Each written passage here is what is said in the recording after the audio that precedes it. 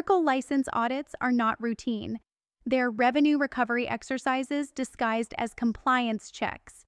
A surprise audit letter, followed by confusing scripts and pressure to buy licenses, can result in unplanned seven-figure expenses.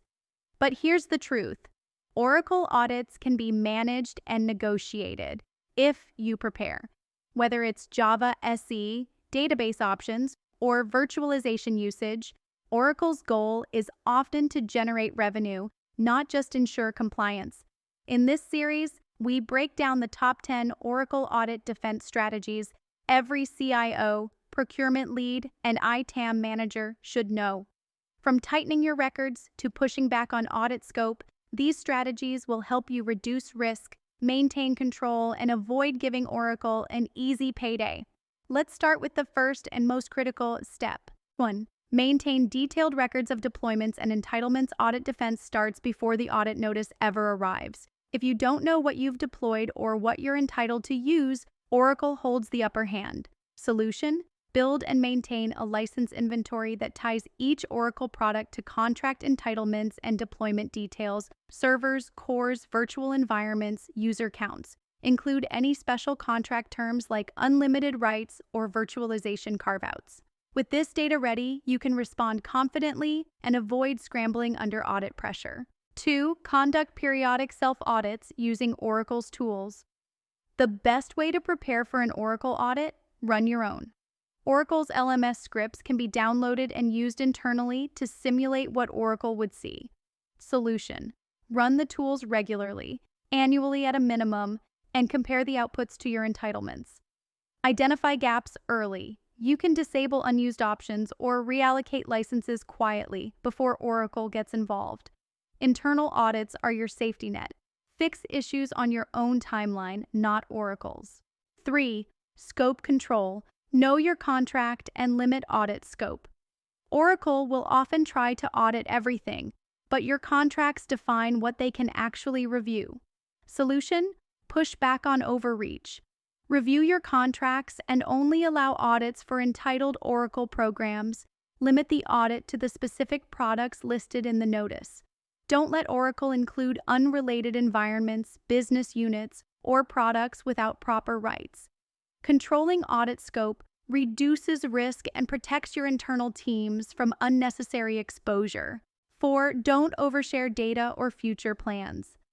Audits are not casual conversations. Everything you say or send can be used to expand Oracle's claims. Solution: share only what is required. Avoid volunteering details about future projects, expansion plans, or unrelated Oracle products.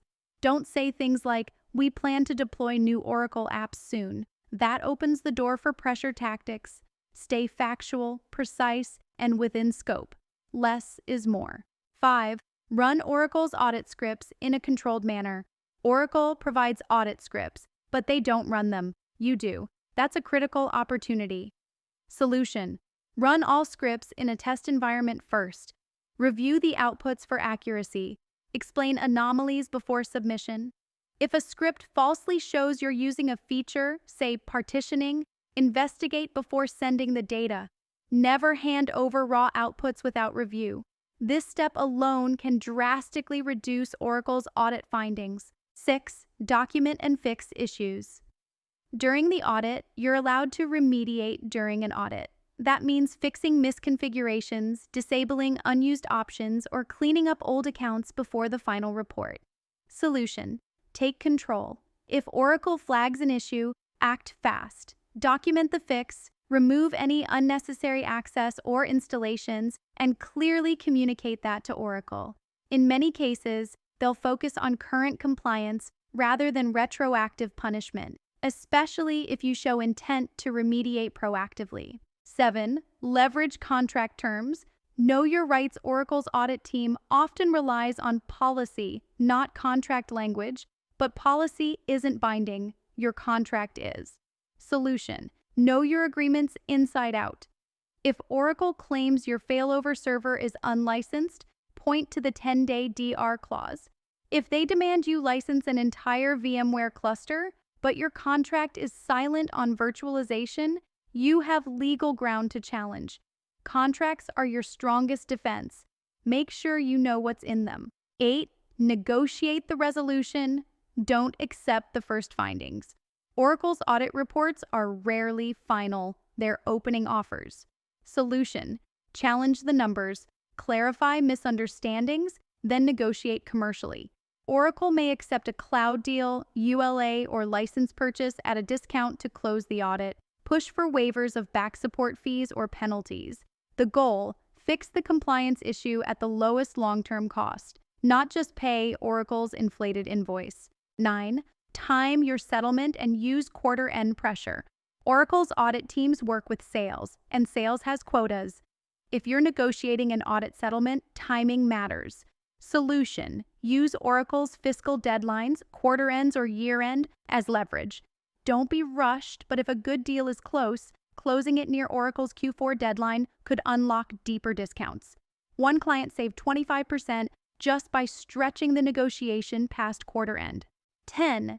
Bring in expert help if needed. If you're unsure how to interpret Oracle's findings or just want backup, bring in experienced advisors. Solution: independent Oracle licensing experts can dissect audit scripts, push back on invalid claims, and negotiate better outcomes. They've seen hundreds of audits and know what's reasonable. The right expert can save you millions and prevent long-term mistakes like signing a bad ULA or paying for licenses you don't need. Oracle audits are rarely about compliance, they're about revenue. If you treat them like a surprise attack, you'll always be on defense.